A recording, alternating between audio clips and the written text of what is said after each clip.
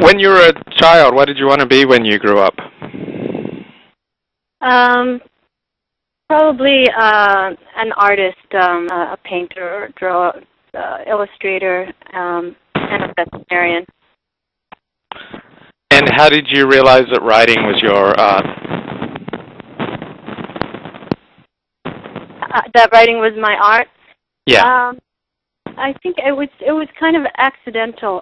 We didn't have much by way of creative writing work in elementary school or high school, but towards the end of elementary school, one teacher assigned a personal essay, which was really novel, and I wrote some really just silly but very lively thing about being a fresh big sister to a baby, and the tussle between the urge to go comfort him in the middle of the night and the urge to run away, and I read it out loud in class, and it caused a sort of shift in my personality. I was very introverted, but reading this, I suddenly became quite the performer, and frankly just enjoyed that transformation and probably the attention from the teacher. And I think that planted the seed that there's this other sort of direct way than painting. What grade?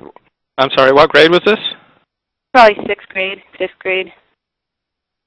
Well, that's pretty cool. I mean, to have found out that early. Well, I wouldn't say that I decided at that point. I think it's planted. Right. I would never have thought of being a writer at that point, but it stuck with me. And tell me about how this flame developed from there. So it was not by any means a steady thing. I didn't write for myself or for anyone else until much later. And as I said, there weren't any creative writing or even essay classes. It was just academic writing. But at some later phases, I got more and more disaffected. As an adolescent, I wrote some parables against conformity and fundamentalism and things like that were, very, very bad, but very righteous. And that got me started again. And then I started writing some terrible poetry, and I think that sealed it. And that sort of, from that point, it was pretty steady. That was into late high school and college. And were you primarily writing in Hebrew or English? It's funny. I think at that point I was already writing, even though it started in Israel. I was writing in English. That stuff I was writing in English. I wonder why, but yeah. Can you compare the experience of writing in Hebrew to writing in English? Do you mean right now? Over the course of your life. Have you done creative writing in Hebrew?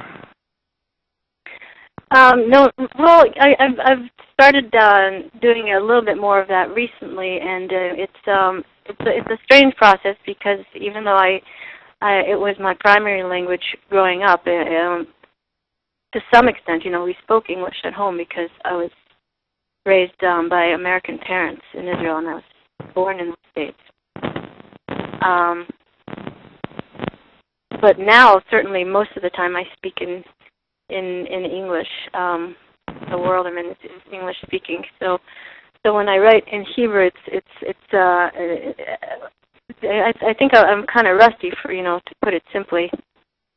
It's a different kind of language. It's a little bit arrested. It's a little bit more formal than I would probably be.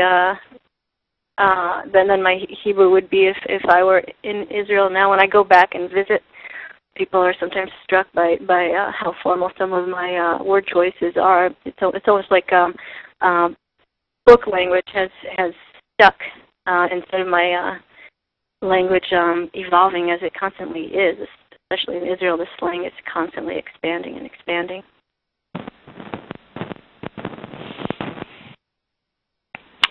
I'm just thinking about what you were saying. So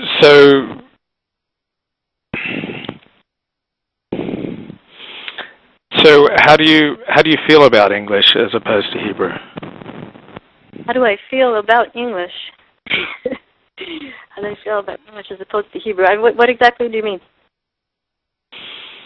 Well, I'm only fluent in one language, but I would imagine that there are different feelings and thought processes associated with different languages, and that Oh, sure.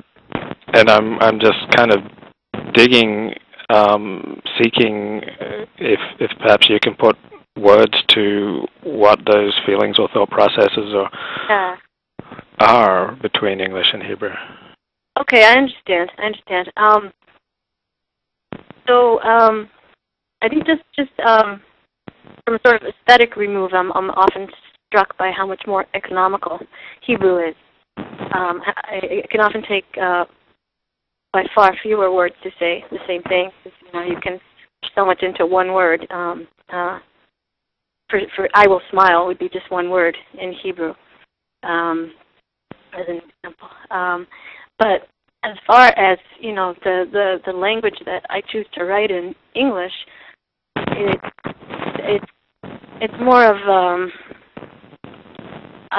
a map by I think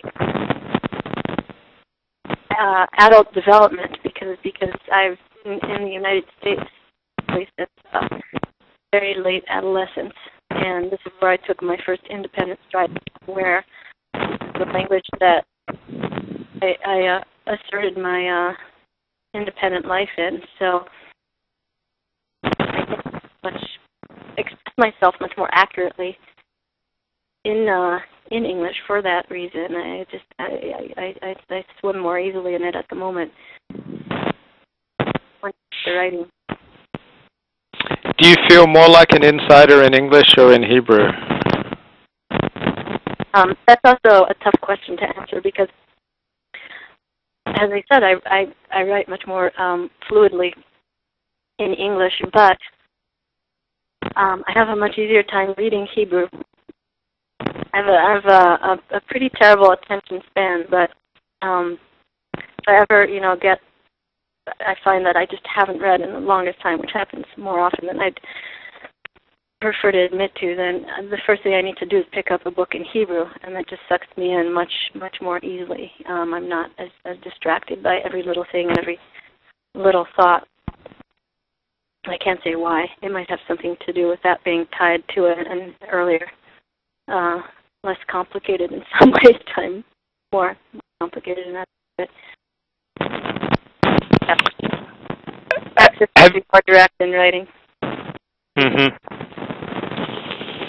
Have you spent, I assume you spent a lot of time reading English literature, and English literature is largely written in the ethos of Christianity. So does that jar on you, or does that do anything to you? Does that what? I'm sorry? I'm sorry, the phone problems. I'm just thinking out loud. I'm just thinking the history of English literature is overwhelmingly Christian. It's written out of the ethos of Christianity, at least until the last 100 years. So I'm wondering if you've spent much time reading the classics of English literature, and if you, as a Jew, how you relate to that. I haven't really delved very deep into classic writings, so I can't say I really encountered English language writing as primarily a Christian world. I'm sure what you're saying is true, but I can't. Yeah, got it. I read a couple of books on Jews in English departments the books were by Edward Alexander. He pointed out that the first Jew to become a professor of English literature in the United States was Lionel Trilling around World War II, which kind of shocked me when I read that. I would have thought it would have happened much earlier. Yeah.